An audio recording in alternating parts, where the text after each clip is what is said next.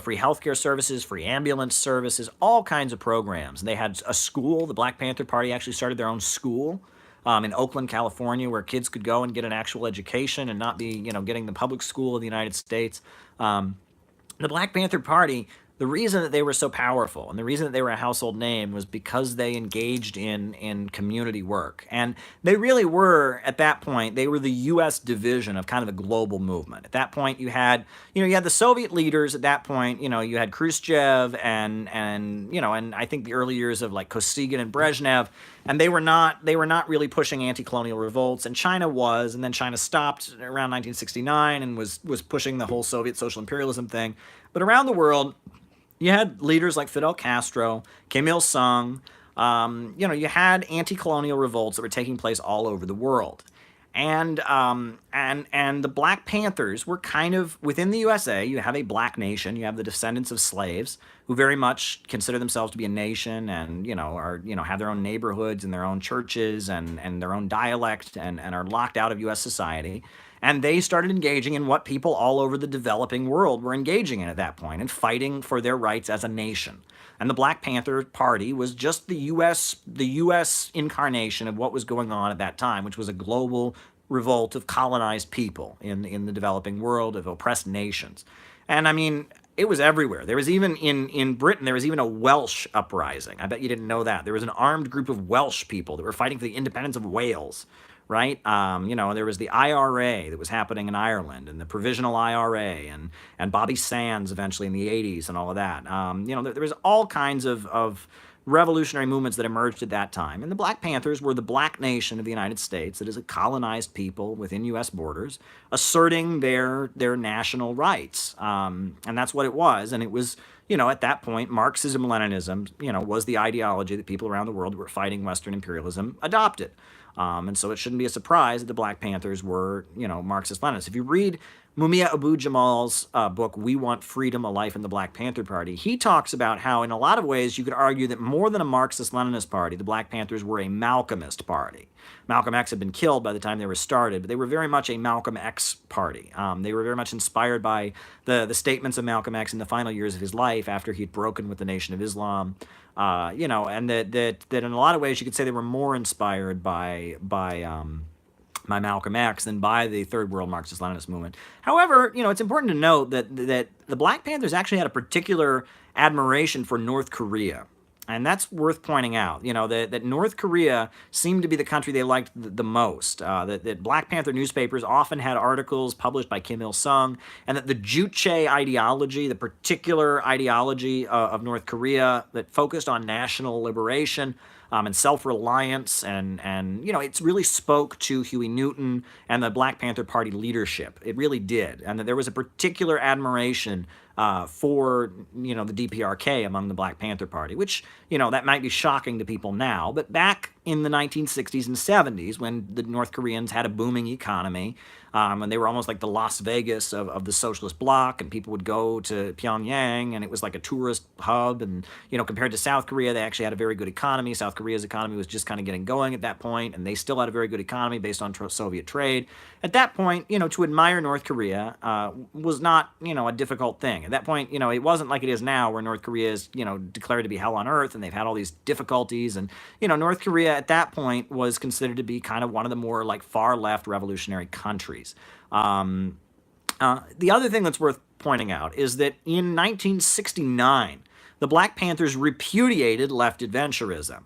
And that's very important. Eldridge Cleaver, who was a black nationalist leader. He'd been in prison and wrote a lot of books, and then eventually he joined the Black Panther Party when he got out of prison, and written for Ramparts magazine, which is kind of a left-wing magazine with a lot of shady, it's not clear where their funding came from. It's very shady. It was big in, new left politics.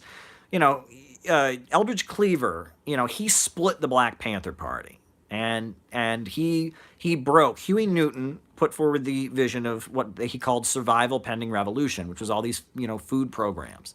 And he put forward the vision of what he called his theory of intercommunalism. I saw somebody asked about it.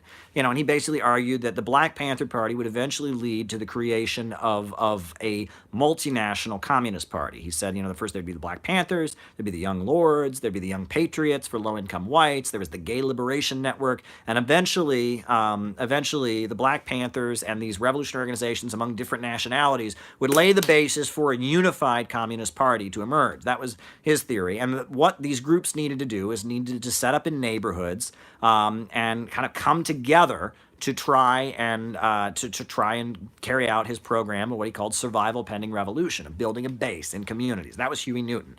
Eldridge Cleaver, on the other hand, advocated left adventurism. He called it urban guerrilla warfare, and he engaged in a series of armed, violent attacks against police officers.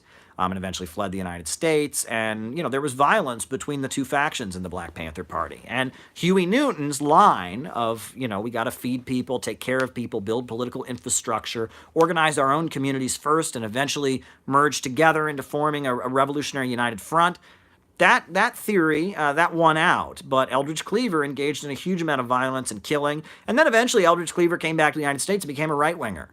He became like a Mormon for a while, and then he was with Reverend Sun Myung Moon, and then he was with different religious groups, and he was right-wing. He was a conservative. I think he was even elected to some local office in California. But that division, that split in 1969, where the Black Panthers were like, are we going to have survival pending revolution and build bases in communities and Huey Newton's theory of intercommunalism?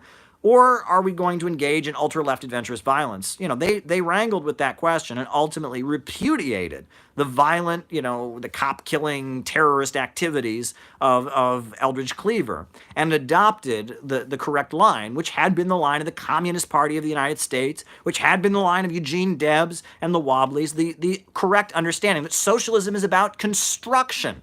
It's about building. It's about taking care of people. It's about love. It's about community. That it's not about tearing things down. It's not about violence. It's not about killing. It does believe in the right to self-defense, but it rejects ultra-left adventurism. And there you go. And someone's asking about, was it Cleaver? Cleaver made a number of statements about women that are pretty awful. And that's kind of the reputation he became known for. Now, people are saying, did CIA get Huey? I don't know. And people speculate that. I don't quite know the details. I know some people know that, towards the end of his life, Huey Newton apparently had been addicted to drugs. And there's a lot of different theories about how he eventually died. But the Black Panther Party is worth studying.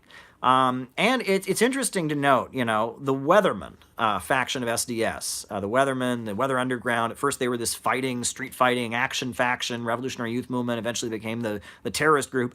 The Black Panthers hated them. They hated the Weather Underground. And when they had their days of rage in 1969, the Black Panthers supported a peaceful demonstration on the other side of town in a working-class neighborhood. And famously, Fred Hampton, the leader of the Black Panthers that was eventually assassinated, denounced the days of rage and said it was just not a principled, behavior. It was, Bill Ayers and Bernadine Dorn and, Fred Goldstein, among others, going out in the street and engaging in crazy ultra-leftist activity. And the Black Panther Party rejected that. And the Black Panther Party, when SDS divided, the Students for a Democratic Society divided into three factions. You had the Worker Student Alliance, Progressive Labor Party, you had Revolutionary Youth Movement 1, which was the Weathermen, and then Revolutionary Youth Movement 2, which laid the basis for the new communist movement. Those folks actually, at that point, the Black Panthers supported,